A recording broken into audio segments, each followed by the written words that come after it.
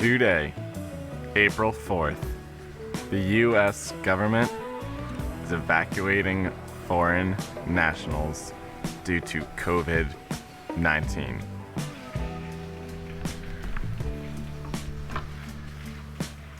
I'm here in Bangalore, India, and already made my decision to stay. But I wanted to share with you what's going through my mind, and what life looks like here. We can disappear right now.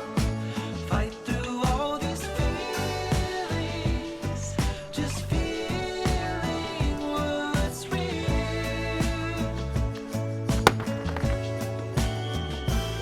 We'll do it all on our own again. Just do it all on our own again. We don't have to do it all alone again. We don't have to do it all alone again.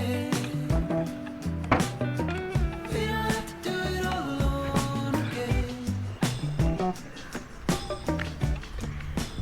In case you're new to this channel or haven't been following along or just lost in kind of the barrage of messages and social media and life's feeling a little overwhelming, how I actually ended up here in Bangalore, India is because of the Miles of Portraits India trip, a bike trip that I left Dallas, Texas for on December 26th, the day after Christmas, went through Dubai and landed in Kochi, and then spent 2 months here biking around mainly Kerala. Now my riding partner, Annalisa Bergh, she left at the end of February back for New York City, and I decided to stay. But my goal was to be back in Los Angeles on May 1st for one of my best friend's wedding, Mohit, whose family is actually from Bombay. But that is when the COVID pandemic spread across the world and made me end up here in Bangalore for way longer than I ever thought. Home is wherever you make it. Might not be what you expected. Raise your glass and take a moment. Look around you. This is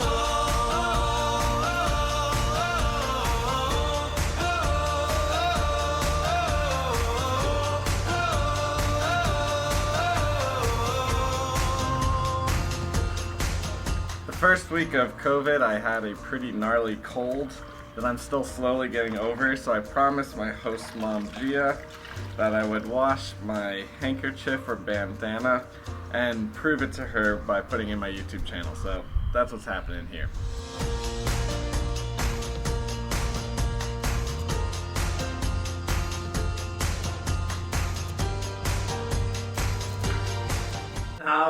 Now most people don't get to choose where their home is. Perfect, you're just where I want you. You're gonna be part of my video. I've got 2 questions. Alright, first question, how do you think India has handled COVID?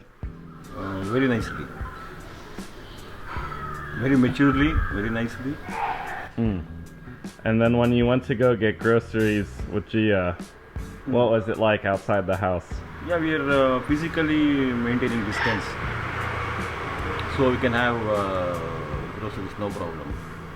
And are the roads? Every stuff are available easily, no problem. What's open and what's closed?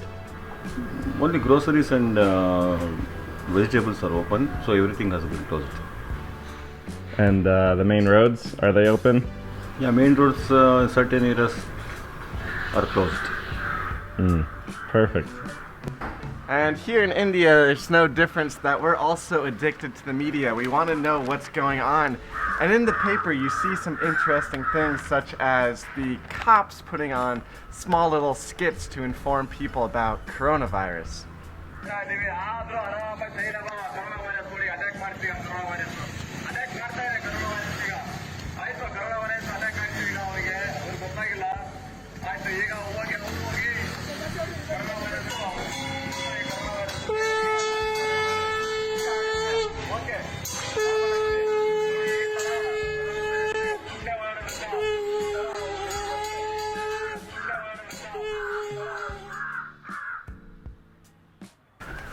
But if there's a hard piece of news to swallow, is that this is my home.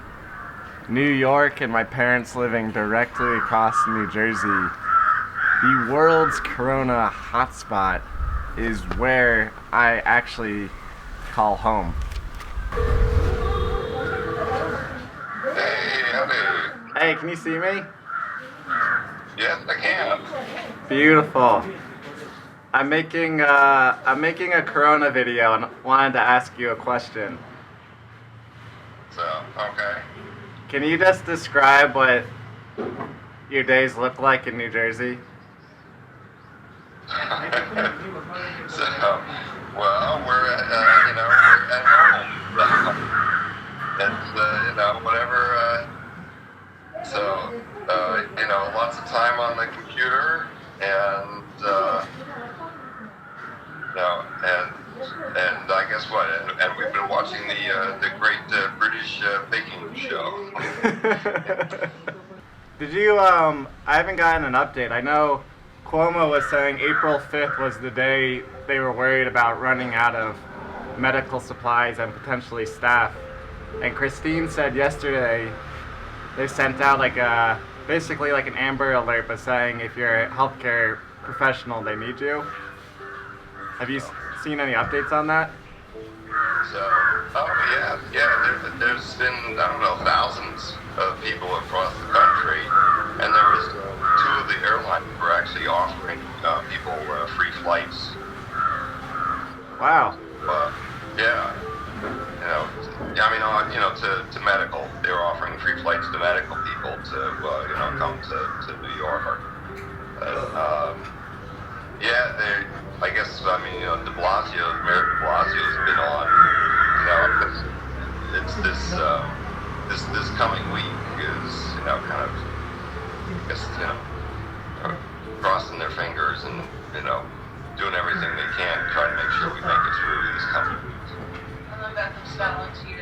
Wow. All right, thanks for that. Now we can have a normal conversation. Ugh.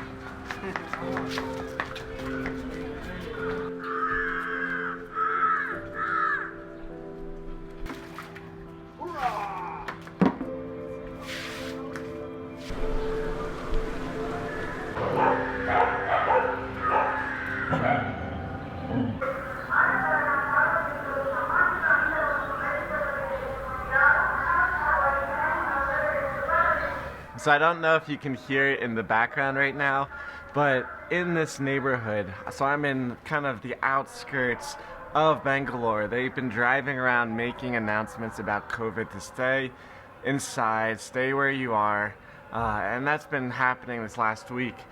But the other side of the equation is that what happens if I actually did want to leave? What happens if I did want to evacuate? That's where I can stay informed through STEP, which is the Smart Traveler Enrollment Program through the US government. And I've been getting an email almost every single day saying we're about to evacuate people, let us know where you are, how to get you out. But the thing is that the options are either to fly from New Delhi or Mumbai. But you might remember that I lost my passport. So I would have to go to New Delhi, but the thing is, there are no trains, no buses, no flights. So for me to actually evacuate and end up in Atlanta, Georgia, because that's where the final destination is, I would have to get myself from Bangalore to New Delhi to the consulate, pick up my passport, and then from New Delhi end up in Atlanta, Georgia, and then from Atlanta, Georgia end up at my parents' home, which is the hot spot. That's where COVID is happening internationally. Here we go. It's now or never. Take me home. Let's go together. Look out below. 'Cause I'm falling for you.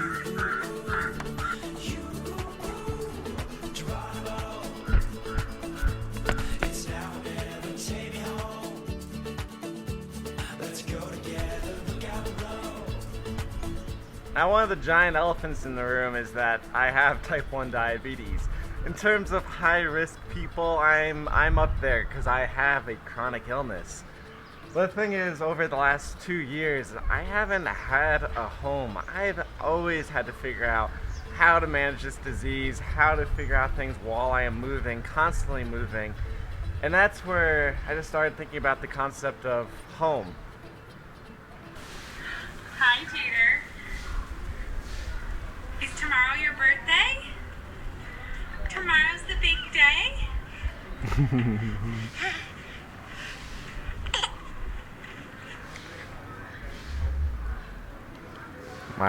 My nephew just turned 1. He's so cute. Those are the moments that really just make me want to go back to the U.S. But the thing is, I don't feel like that's the safest option.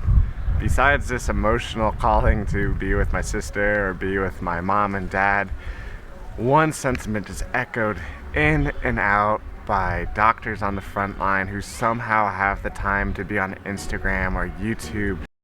This is a recording. And when there's a spike of patients that come through, there's going to be a certain number of beds, and as soon as we hit that number, everybody else dies. There's no other way to put it. If we, through social distancing and isolation, can actually slow down the transmission of the virus, we can actually have somewhat of a hope of tackling this problem and being able to save as many lives as possible, given that we have a certain limitation on the resources. It's just stay still, stay in one place. Because if I did go home, if I did fly up to New Delhi and get my passport at the consulate and hop on a flight and end up in Atlanta and then end up home, the thing is, I probably would come home potentially with COVID and give that to my parents who have also been sheltering in one place. And so weighing all this, it's just stay still. Stay in one place and ride this out. The thing is, I can't see what the future holds. I can't see if this will be a mistake. That after the lockdown here on April 15th, if everything really does get worse. But right now, just the sentiment around the world is for people to be in one place. So that's what's happening. And I just want to say for all of the medical professionals and all of the people that support them, to weather the storm, and I really do hope that we come out on the far side of this a stronger global community.